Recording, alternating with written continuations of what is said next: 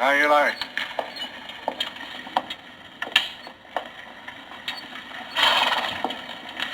Eli?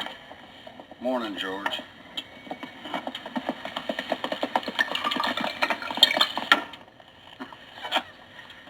This is a white man's saloon and it sells white man's liquor. And I'm telling you to crawl your filth out of here, Breed. Before I kill you. You hear, you red-skinned nigger? A white man's talking to you. You need stepping on, Breed. Back off, lawman. You hear that, George? I'm gonna bleed you, boy.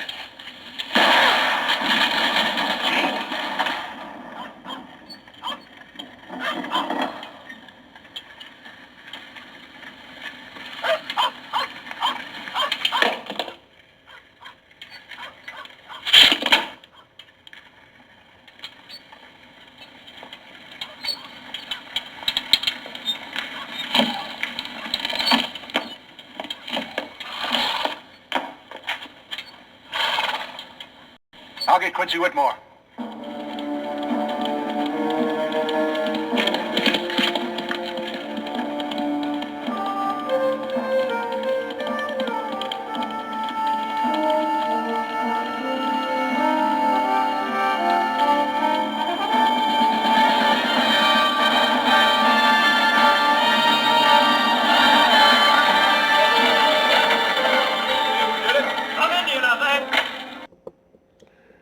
Greetings.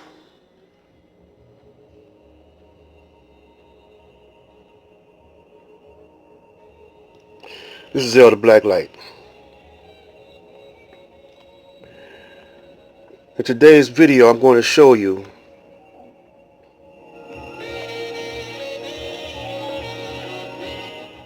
why I chose to call myself your motivator. Because if this it's going to be a segment, but if this don't show the black man, black woman, that they got to quit quarreling among each other and acting a fool and get up and do something for self, then and separate, we'll just keep on trying until we'll see the majority of black people change their actions. Bill Gates want to conquer Africa because it's got the most resources. Africa can't be the poorest place or continent on the planet. It's an untapped amount of resources that they're trying to get to, like they did when they came over here when the Indians was controlling and put them on reservations for the gold and silver. Custer's last stand, remember? Check this out. Let's go to a couple questions that we've actually received since we started the webcast. The first is on population growth, and the question is, one of our most pressing issues is population growth. How do you expect this to be addressed? Well, the population growth issue at the global level is not that daunting. That is, the population percentage-wise is growing slower today than in the past, and so it will actually peak out. The problem is that the population is growing the fastest where people are less able to deal with it. So it's in the very poorest places that you're going to have a tripling in population by 2050. And so their ability to feed, educate, provide jobs, stability, protect the environment in those locations mean they're faced with an almost impossible problem. Northern Nigeria, Yemen, Chad. And so what we need to do is take this aid generosity and this innovation and go into those places, offer the women better tools where they want to space birthing or have a smaller family size, and improve health, because it's amazingly, as children survive, parents feel like they'll have enough kids to support them in their old age, and so they choose to have less children. The population of Africa is set to almost double by 2050, raising fears that progress in fighting poverty and disease will be reversed. So what can be done to ensure that poverty doesn't increase? And how can a disproportionately large youth population help drive progress? With me to discuss all of this and more is Bill Gates. Bill, are we at a turning point where regression is a real risk?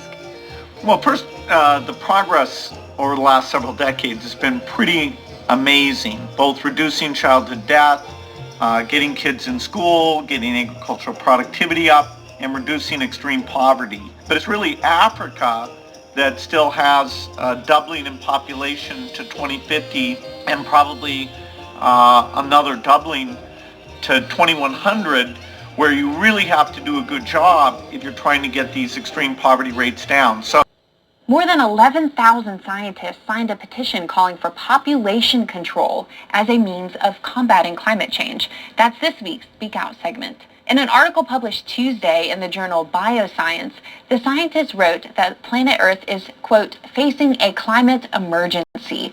They argued that population control was a necessary response to this emergency, writing, quote, the world population must be stabilized and ideally gradually reduced. This ideology is dangerous because it suggests that reducing the human population is the best solution to our problems. Supreme Wisdom Lessons by Master Farad Muhammad to his servant, the Honorable Elijah Muhammad, for the Lost Found Nation of Islam in North America. To the Muslims of No. 1 Michigan, the following is the original rules of instruction to the laborers of Islam, and the title of Muslim given by our Savior before his departure, with a footnote of a few words of explanation to lay pressure upon their minds of their many errors in the past and present, that they may see the light and walk therein. I thank you, Elijah Muhammad. Instructions given to the laborers by our Savior W.D. Farad Muhammad. 1. The student must study his assignment lesson number 1. Each student should copy the answers of lesson of Minister Elijah Muhammad and study until the student is able to memorize by heart all answers to of said lesson number 1. Note: here lesson number 1 is said to be the student's assignment first. Lesson number 1 lays the base of our work today and gives the student a clear knowledge of himself and his heavenly home, the best part of the earth, and who was the enemy to him and his nation, and why the enemy and righteous could not live together, and why was the righteous able to cast out his enemy. This teaches the student what he must do with the enemy of the righteous today. The righteous nation is now living in every part of the planet Earth. Therefore, the enemy must now be removed in every part of the planet Earth. So,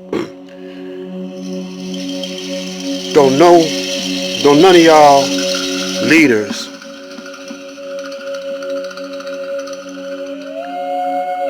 are talking truth until you start talking like the Honorable Elijah Muhammad. This is to be continued.